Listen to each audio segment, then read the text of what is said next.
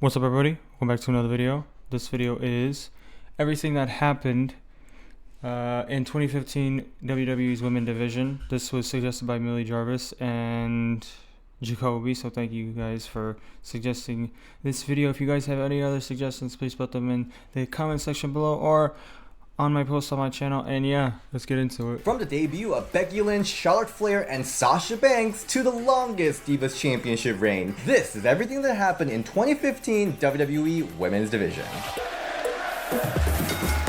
Welcome everyone to Ring the Bell, this is DS, and today we're starting a new series, everything that happened in something year. This series is going to look at the entire stroke of storyline, and I thought 2015 would be a good year to start because we've seen the debut of some of the main players of today, but this is also the year that WWE proclaims that they started the women's evolution, the Diva Revolution, so let's begin. Are you feeling okay? So 2015 starts with Nikki Bella as a WWE Divas Champion, and the main force against the Bella twins is the team of Paige and Natalya. Although Natalya at this time is involved in this weird bromance between TJ and Cesaro, yes, very hot, but also TJ was being a bad husband, meddling in all of Natalya's matches, ruining her chance to win stuff. He did get slapped by Paige. So the team of Natalya and Paige battles Bella twins at Royal Rumble, but Nikki Bella picks up a win from Natalya after striking her with a big forearm. Now after this loss, Paige goes solo and continue her feud with the Bella twins. Are you still here? This becomes kind of a classic Diva versus the anti-Diva storyline, and this causes the whole shenanigans of the Bella twins tanning Paige and stealing her clothes from the locker room. But here's a pop quiz. Whose clothes does Paige borrow this night? We gotta have one of pop quizzes. The answer is AEW's Leva Bates, librarian, even though she was a fairy Rosebud member back in the days. After this whole shenanigans, Paige challenges Nikki Bella for a Divas Championship at Fastlane, but Nikki retains by pulling her tights down. Which is cheating, yes, but who really cares about it? The match only went 5 minutes long, and compared to the fatal 4-way match at NXT TakeOver Rival, which was 12 minutes long and stole the entire pay-per-view, this was kind of a disappointment on the level of wrestling when it comes to main roster. The night after this match, the team of Paige and Emma loses to Bella Twins in 30 seconds, which starts the famous, the legendary hashtag Give Divas a Chance. I don't know who these people are. This hashtag trended worldwide for 3 full days. Eventually, this prompted Vince McMahon, who doesn't tweet a lot, to tweet out, "We hear you, keep watching. Give Divas a chance." Now after this, Paige gets another Divas Championship opportunity, which ends in DQ as Brie Bella interferes, and Bella's continue to attack Paige post-match, which prompted Light It Up! AJ Lee returns to save Paige, even though they don't necessarily see eye to eye because of their previous rivalries. This starts the frenemy or friends storyline leading up to WrestleMania, and the Bella twins try their best to break their alliance, and the method they use is giving them the Divas Championship opportunity. Weird, right? But the catch is this. They have to choose themselves which one of them will be facing Nikki Bella for the opportunity. This caused some tense conversation backstage, and Paige eventually decides to face Nikki Bella. But during this match, AJ accidentally costs Paige the match, which causes them to have a huge brawl. But ultimately, right before WrestleMania, they make up, and here Nikki Bella cuts this famous "See you bitches at WrestleMania." See you at WrestleMania. Bitch! That was a different segment. Bitch! Paige and AJ Lee, though, win the match at WrestleMania, and AJ competes in her last match in WWE, her retirement match on Raw after WrestleMania. Here's another quiz on AJ Lee's last WWE match. Who picks up the win? I don't know. The answer is Naomi. Oh. So before we proceed to the main storyline after WrestleMania, let's go to the side feud just a little bit. So we saw Naomi. I will say, like, I see your guys' comments. A lot of you really like Naomi. Feud with Alicia Fox briefly at the beginning of the year, as Alicia Fox is flaunting the fact that she joined the new cast of Total Divas as Naomi was booted off the season. This caused a kind of a funny backstage attack segment, which I still really love to this day. I wasn't trying to hurt your feelings. I was trying to hurt you.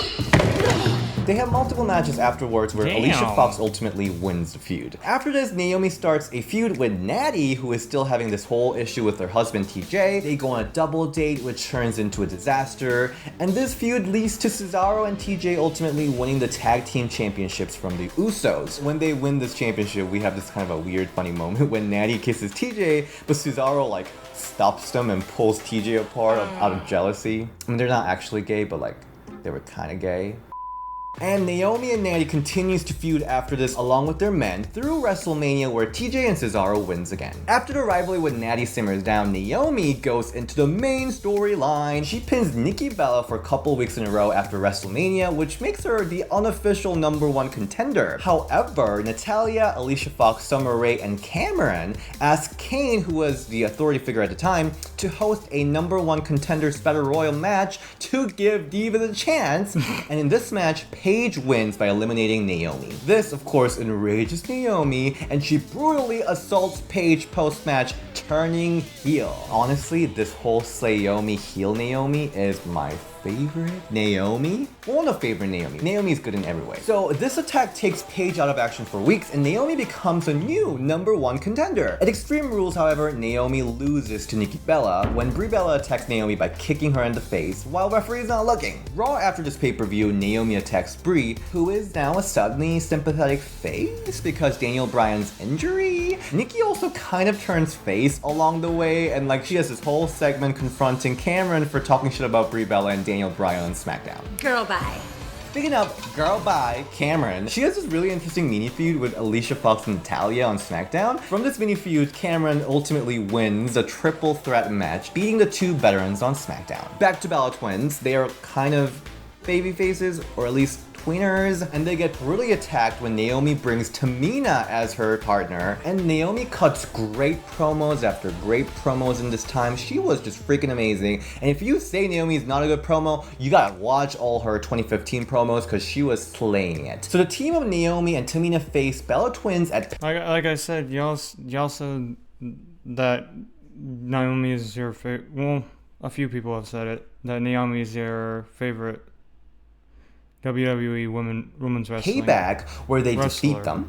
And this set up a Divas Championship opportunity for Naomi, but when it became clear that she's not gonna win, Tamina interferes to end the match in DQ, and then Paige returns to attack both Naomi and Nikki Bella. This sets up a triple threat Divas Championship match at Elimination Chamber, where Nikki wins by pinning Naomi. Ugh. So frustrating. The next day, Paige challenges Nikki for a title, which Nikki accepts, but Nikki goes back to her evil roots by defeating Paige with a twin magic. Paige and Nikki starts the feud again, as she blames Bella Twins for holding Divas division back, but she again fails to defeat her at Money in the Bank as she falls for twin magic yet again.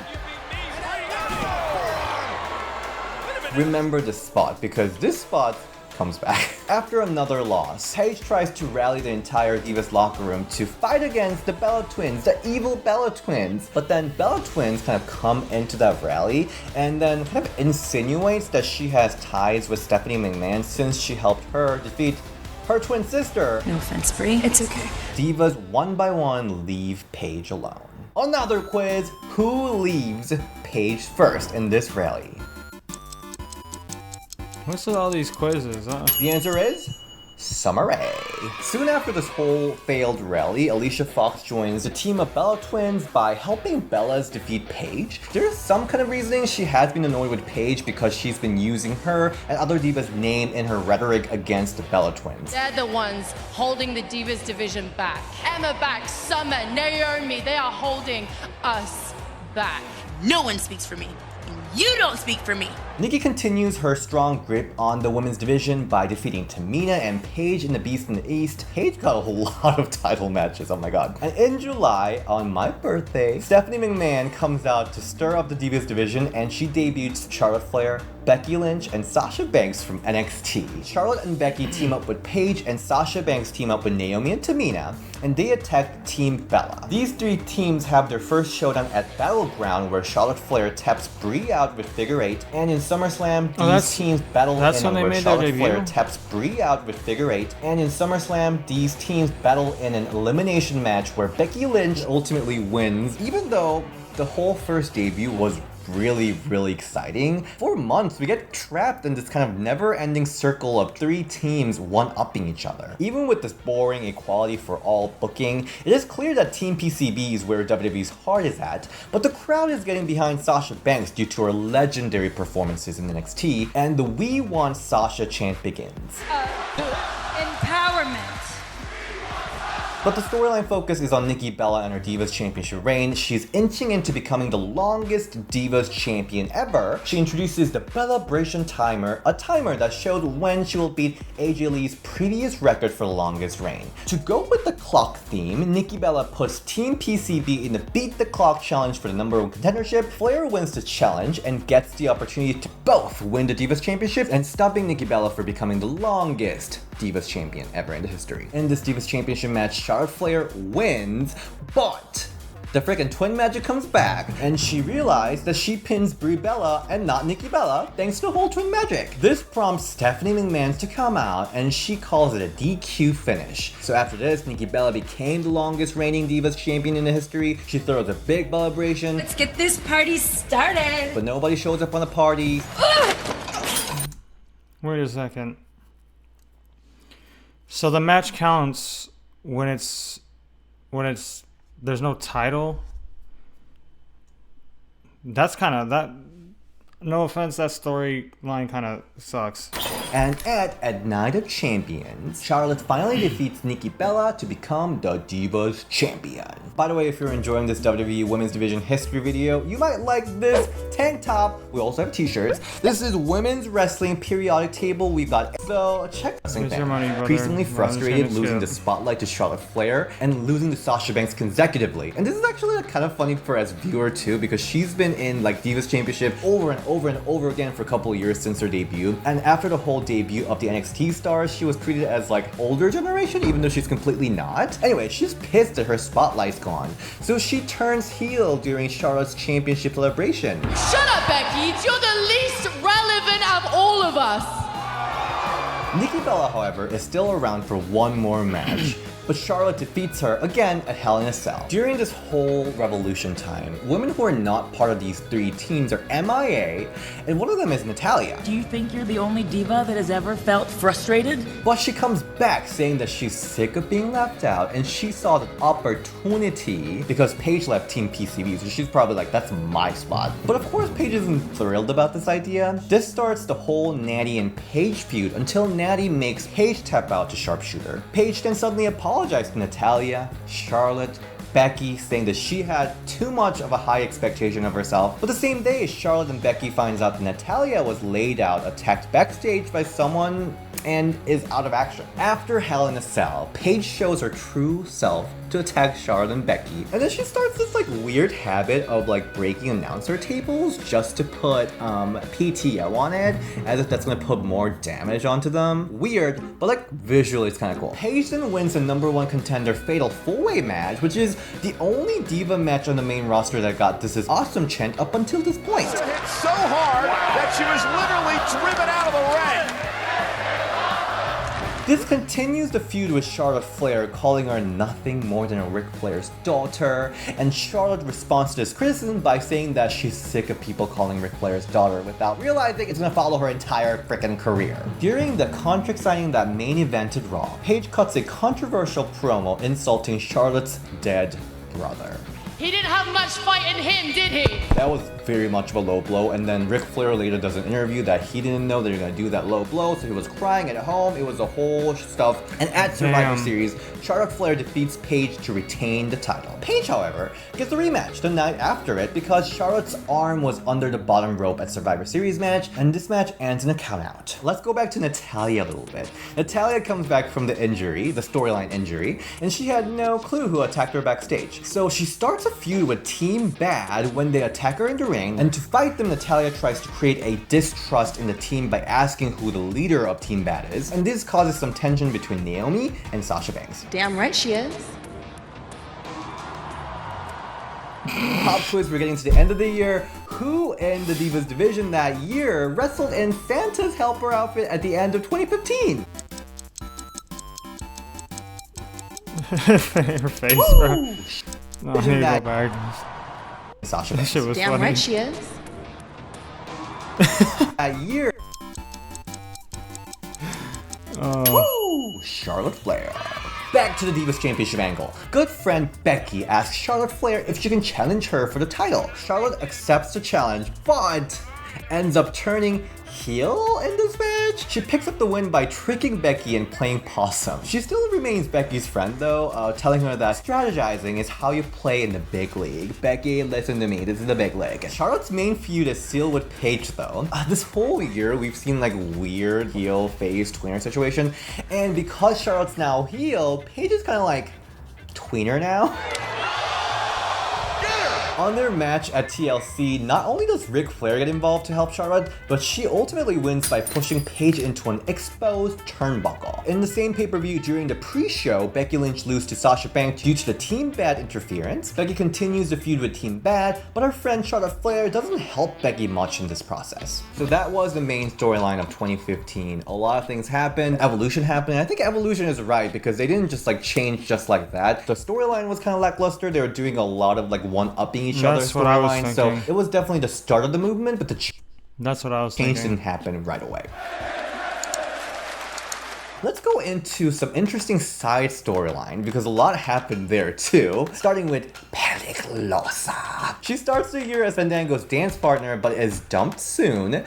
And then she joins Rosebud helping Adam Rose to defeat Fandango. And then after this, she like passionately makes out with Adam Rose in the ring. Like very passionately. That's basically it for Rosa. Bigger storyline involves Summer Rae and Lana. Early in the year, Summer Rae partners up with Damien Sandow but betrays him soon to side with The Miz. But this is also the point when Lana's popularity was at its peak. She's extremely over with the WWE Universe, and this becomes a problem with Rusev. He's not happy with her increasing popularity, and when Lana danced with Fandango, Rusev sends her backstage, so he's like a toxic masculinity husband. At Payback I Quit match between Rusev and John Cena, Lana says I quit instead of Rusev, who refuses to say it, and this enrages Rusev, and he throws a whole tantrum at Lana. I don't need you! Lana then pisses Rusev even more by getting romantically involved with Dolph Ziggler, and their romance makes Rusev This very is 2015, miserable. right? So, okay. Summer Rae is here to help. So Summer Rae joins this equation to become Rusev's new girlfriend, and then she dresses up like Lana, which annoys Lana, but then she debuts a new Ziggler-inspired look at SummerSlam. This causes weeks and weeks of catfights until Summer escalates her offense. No, this storyline is this is weird. By sneaking into Dolph's locker room, we get this like really hot moment with Dolph Ziggler, and Summer divulges that she and Dolph have been on and off relationship for a while now. This whole information leads Lana to dramatically exit and leave Dolph like, I am gone, and she's nowhere to be seen for a couple weeks. Weeks after, Summer proposes to Rusev. This storyline is very confusing, but Rusev declines it, and then the storyline hits a kayfabe halt when TMZ leaks the real-life engagement of Lana and Rusev. Summer Rae breaks up with Rusev with a huge slap to end this angle. After this, she tries to rebound to Dolph, but he declines the offer. This leads to Summer Rae partnering up with the newcomer Tyler Breeze. I want you to see what a real man looks like. And she accompanies him to Survivor Series match where he defeats Dolph Ziggler. Lana returns in a couple weeks to reunite with Rusev, saying that she didn't go all the way with Dolph anyway. I never went all the way with Dolph. That was the whole Lana Summer situation. I think both women did a really, really good job, but it kind of sucks that TMZ kind of leaked the whole situation, so whatever. Other miscellaneous things that happened in 2015. Medusa, Lundra Blaze is inducted into Hall of Fame. Lita comes back to WWE as a coach of Tough Enough with Paige on the judges panel. It's like a weird system where like there were judges and then there was like separate trainers. She introduces Sonya Deville, Mandy Rose, Chelsea Green as a cast of Tough Enough. Nikki Bella returns at the end of the year after she kind of disappeared after losing to Charlotte again, and she wins a Slammy Diva of the Year. She's all babyface at this point because she's like dedicating this award to all the women of WWE and NXT. And even though she only had matches on main event, not on Raw or SmackDown, Layla briefly returns in the spring of 2015 before getting released and eventually retiring from wrestling. She was the last active Diva Search winners as well as the last active formal WWE Women's Champion. Alright, so that is everything that happened in WWE Women's Division in Okay, 2015 was a weird year. A lot of drama, obviously. That's usually how it is with WWE storylines. But this one was kind of weird. I'm hoping that it got better. I want to see if women's storyline prior 2015. I want to see what that was like. But yeah, if you guys did enjoy this video, please give it a like, subscribe, and I'll see you guys in the next one. Peace out.